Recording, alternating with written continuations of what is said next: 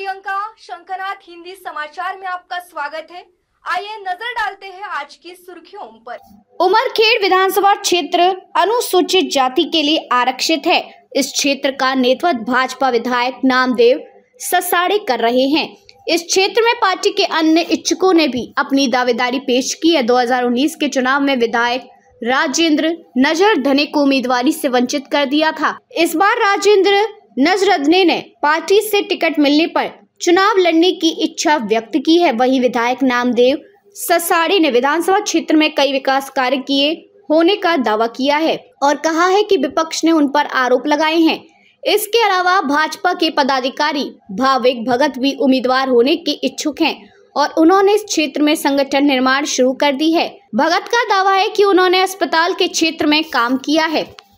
निश्चित भाऊ, आपण चांगला प्रश्न विचारला। भारतीय जनता पार्टीने अनेक अशी चांगली कामं केलेली आहेत। सन्माननीय या ठिकाणचे आमदार साहेबांनी यांनी सुद्धा चांगली काम केले, परंतु येणाऱ्या काळात जर पक्षाने मला संधी दिली, गेली मी 10 वर्षापासून काम करतोय आणि येणाऱ्या काळात जर पक्षाने मला संधी दिली, निश्चित त्याचं सोनं केल्याशिवाय राहणार नाही। आरोग्य क्षेत्रामध्ये फार मोठं काम करायचं आहे, शिक्षणाच्या संदर्भातलं काम उभं करायचं आहे। या ठिकाणी रस्त्याचं जाळं सुद्धा फार मोठे बंदी भाग म्हणून आहे या उमरखेड मतदारसंघामध्ये, तिथं सुद्धा फार मोठी परिस्थिती खराब झालेली आहे। या ठिकाणी जी नदीचा काटवा आहे, तो काटवा सुद्धा त्या ठिकाणी पूर परिस्थिती दरवर्षी खराब होतो आणि त्याच्यामुळे शेकडो हेक्टर जमीन पाण्याखाली येते ना। आज जी परिस्थिती आहे तर त्या शेतामध्ये एक शेंग सुद्धा राहिली नाही। अशा परिस्थितीमध्ये मला इथं काम करायचं आहे। लोक येतात, सांगतात मी असं करणार तसं करणार। अरे बाबा, तसा आता गेला तो काळ। एक काळ होता काँग्रेसने सुद्धा कुठल्याही माणसाला तिकीट दिली की तो निवडून यायचा, तर जमिनीवर काम करा चाहे नोका करू। ती परिस्थिती गेली निघून। आज जर जो माणूस जमिनीवर काम करतात लोक त्यालाच निवडून देते, कारण प्रत्यक्षात लोक पाहतात। पूर्वी जे होतं नगरपालिका असेल, ग्रामपंचायत असेल, त्या पद्धतीची निवडणूक आता विधानसभेची सुद्धा होणार आहे। म्हणून जमिनीवर जो कार्यकर्ता काम करत लोक त्यालाच स्वीकारण, अन्यथा तुम्ही कोणत्याही पक्षाचे तिकीट आणा, लोक तुम्हाला एक्सेप्ट करणार नाही। याच्यासाठी एक्सेप्ट करणार नाही का प्रत्येकाला स्वतःचा हक्क अधिकार न्याय कळते आणि रोज लोक सोशल मीडियावर उभे असतात आणि जे लोक सोशल मीडियावर आहे ते लोक समाजाचा प्रचार आणि प्रसार करतात। अशा परिस्थितीत योग्य व्यक्ती, योग्य उमेदवार ज्या पक्षाचा देईल तोच उमेदवार निवडून आल्याशिवाय राहणार नाही, एवढं मात्र नक्की। त्यांचं जे काम आहे त्यांचं काम त्यांना करू द्या, कारण त्यांचं कामच आहे की लोकांमध्ये भ्रम पसरवणे, चुकीचे मतप्रवाह पसरवणे।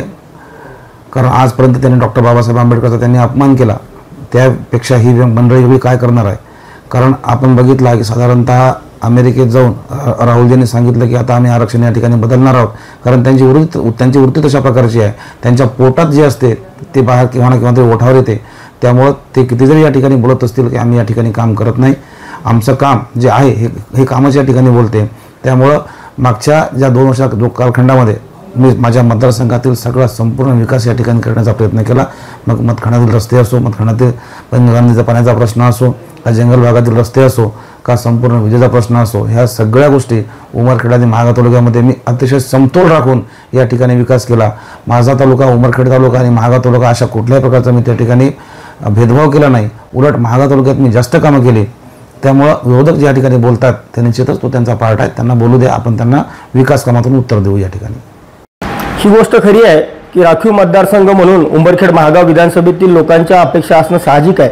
कारण 14 ते 19 या काळामध्ये आदरणीय देवेंद्रजींच्या नेतृत्वामध्ये आमचं युतीचं सरकार होतं, पण पुढील काळामध्ये ते सरकार न राहिल्याने समस्याचा या ठिकाणी पहाड उभा झाला। ही गोष्ट लोकांची खरी आहे, परंतु 14 ते 19च्या काळामध्ये मला प्रचंड मोठ्या प्रमाणामध्ये या ठिकाणी प्रशासकीय विकास असेल, सार्वजनिक ठिकाणचा विकास असेल मोठ्या प्रमाणात करता आला। उदाहरणार्थ उंबरखेडला पोलीस उपविभाग, महसूल उपविभाग असेल, 100 खाटांचं उपजिल्हा रुग्णालय असेल, 30 खाटांचं तालुक्याच्या ठिकाणी महागावला ग्रामीण रुग्णालय असेल आणि प्राथमिक आरोग्य केंद्राच्या 5 इमारती असतील। असा आरोग्य आणि इतर क्षेत्रामध्ये मोठा विकास करता आला। परंतु दुर्दैवाने कोरोनाच्या काळात आमचं सरकार नसल्याने जरी भारतीय जनता पार्टीचा या ठिकाणी आमदार असला तरी सत्ताधारी आमदार म्हणून या ठिकाणी विकास करता येतो, त्याचा मला अनुभव आहे। म्हणून येणाऱ्या काळामध्ये भारतीय जनता पार्टीने मला उमेदवारी दिली तर एक भारतीय जनता पार्टीचा कार्यकर्ता म्हणून आणि या ठिकाणचा 14 ते 19 सत्ताधारी पार्टीचा आमदार म्हणून जो अनुभव होता, निश्चितच लोकांच्या अपेक्षा पूर्ण करण्याचा माझा संकल्प राहील। आज के हिंदी समाचार में बस इतना ही। फिर मिलेंगे देश भर में घटित अहम खबरों के साथ।